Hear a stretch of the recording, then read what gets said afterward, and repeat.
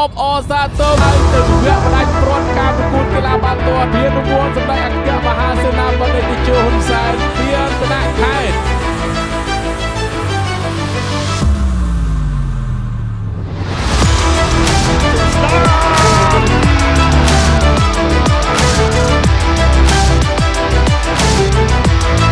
ទៅជាមកទំនងទៅនេះទៅ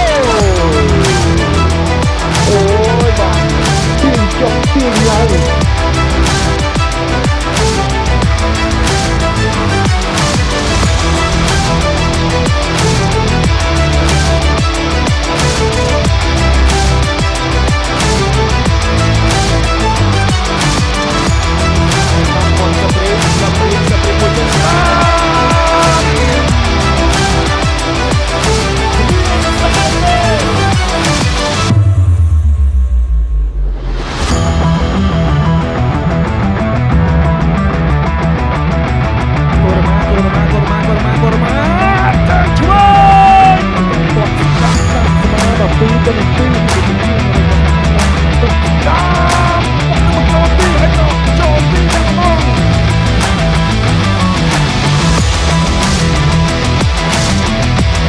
បានលុចជាអ្នកបំផ្លោមនេះតែបញ្ចូលទីបានយ៉ាងល្អនៅក្នុងនេះគូជើងយ៉ាងណាដែរអើយលាត់ស្វៀតទាំងអស់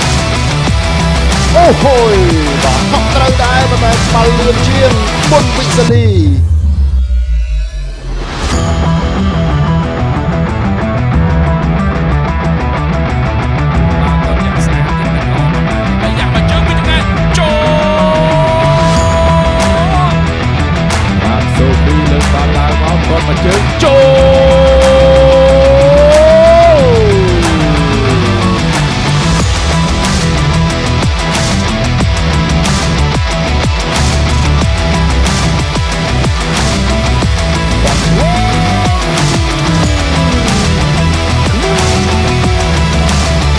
មកជើងពីកន្លែងនេះបងបា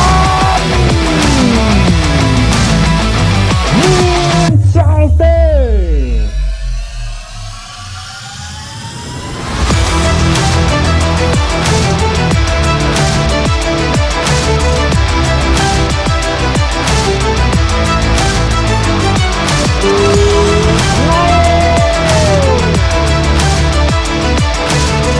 ទៅត្រង់នេះក៏ដែរផុតមែនសម្លេងឲ្យទទួលបញ្ចូលទីបានសម្រេច1-1